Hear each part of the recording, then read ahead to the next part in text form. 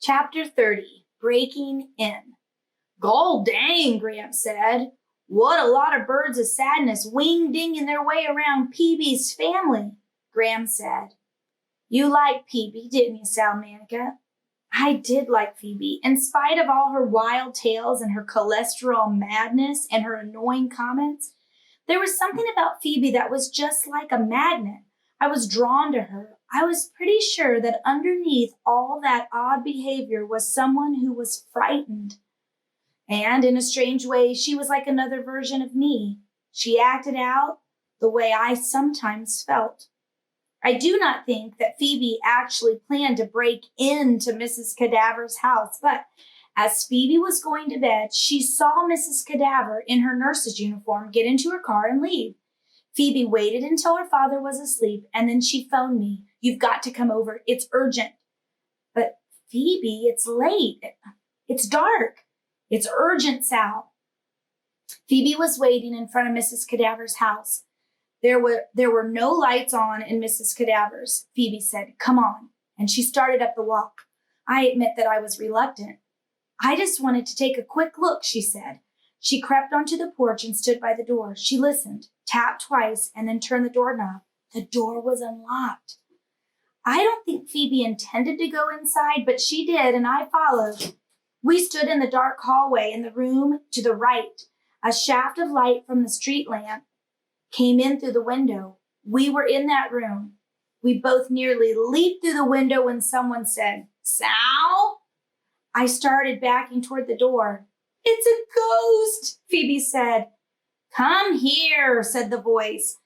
My eyes adjusted to the dim light. I could see someone huddled in a chair in the far corner. When I saw the cane, I was relieved. It was Mrs. Partridge. Come over here, she said. Who's that with you? Is that Phoebe? Phoebe said, yes. Her voice was high and quivery. I was just sitting here reading, Mrs. Partridge said. Isn't it awfully dark in here, I said, bumping into a table. Mrs. Partridge laughed her wicked laugh. It's always dark in here. I don't need the lights, but you can turn some on if you want to. As I stumbled around looking for a lamp, Phoebe stood frozen near the doorway. There, I said. That's much better. Mrs. Partridge was sitting in a big, overstuffed chair. She was wearing a purple bathrobe and pink slippers with floppy bunny ears on the toes. On her lap was a book. Her fingers rested on the page. Is that Braille? I asked, waving at Phoebe to come into the room. I was afraid she was going to run out and leave me. Mrs. Partridge handed me the book, and I slid my fingers over the raised bumps. How did you know it was us? I asked. I just knew. Your shoes make a particular sound, and you have a particular smell. What's the name of this book? What's it about? Mrs. Partridge said. Murder at Midnight. It's a mystery. Phoebe said, and looked around the room. Each time I went into that house, I noticed new things. It was a scary place. The walls were lined with shelves crammed with old, musty books. On the floor, there were rugs that were dark, swirly patterns with wild beasts in the forest. 2 chairs were covered in a similarly ghastly design. A sofa was draped in a bear skin. On the wall behind the couch were 2 thumpingly grim African masks. The mouths on the mask were wide open, as if in the midst of a scream. Everywhere you looked, there was something startling. A stuffed squirrel, a kite in the shape of a dragon, a wooden cow with a spear piercing its side. Goodness, said Phoebe. What a lot of unusual things. She knelt to examine the spot on the floor. What's the matter? Mrs. Partridge said. Phoebe jumped up. Nothing whatsoever. Did I drop something on the floor? Mrs. Partridge asked. No, nothing whatsoever, Phoebe said. Leaning against the back of the sofa was an enormous sword. Phoebe examined the blade. Careful, don't cut yourself, said Mrs. Partridge. Phoebe stepped back. Even I found it unsettling that Mrs. Partridge could not see what Phoebe was doing, even though she couldn't She could see what Phoebe was doing, even though she couldn't actually see her. Mrs. Partridge said, "Isn't this a Granville room? Granville? A little weird, too, I suppose. Phoebe and I have to be going." We backed toward the door. "By the way," Mrs. Partridge said as we reached the doorway, "what was it you wanted?" Phoebe looked at me, and I looked at Phoebe. "We were just passing by," I said, "and we thought we would see how you were doing." "That's nice," said Mrs. Partridge, patting her knees. "Oh, Phoebe, I think I met your brother."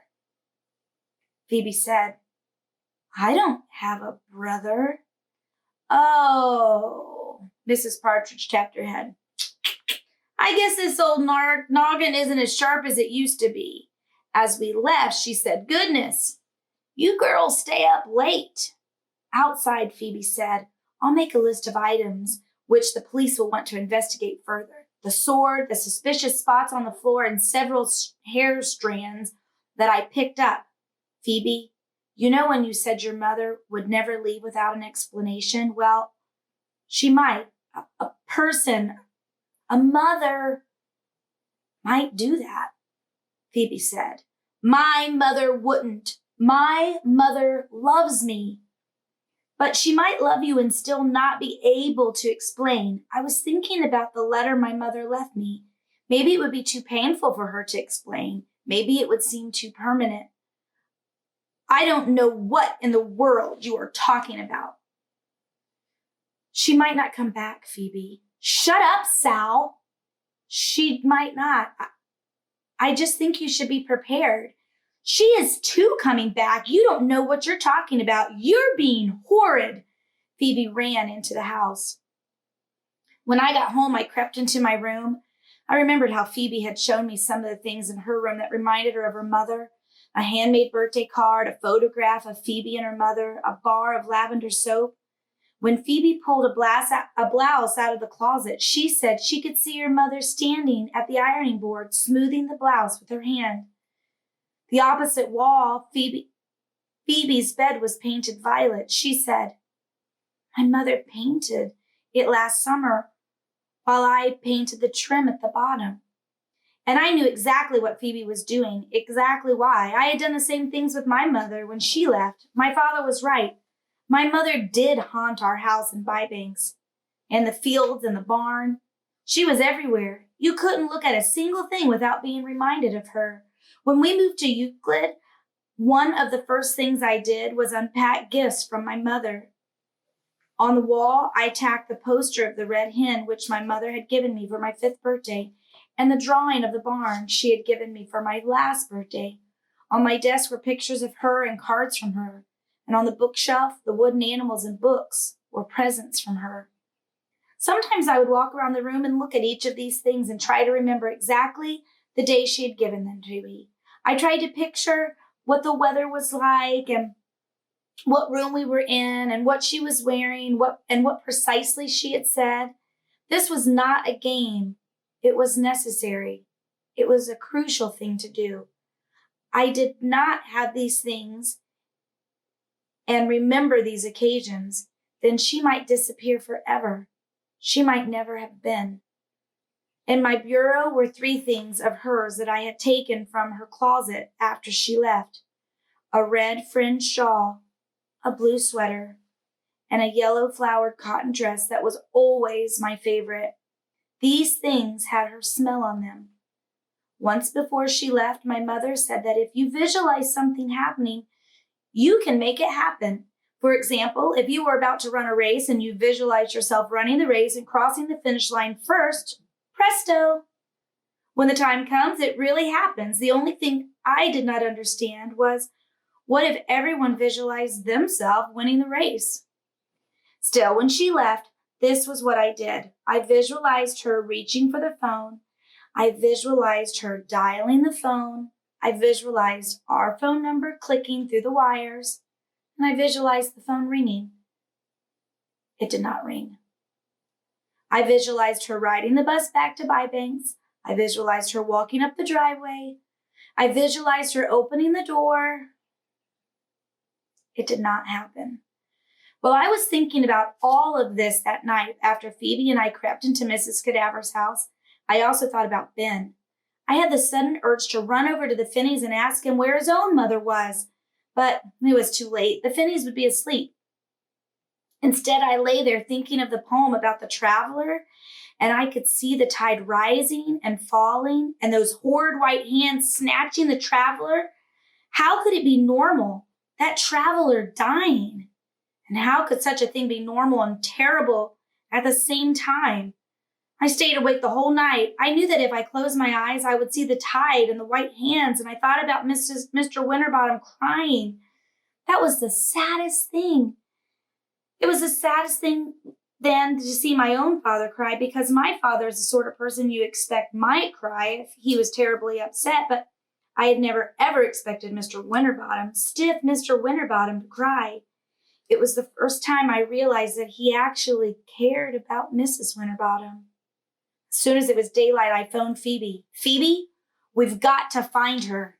That's what I've been telling you, said Phoebe.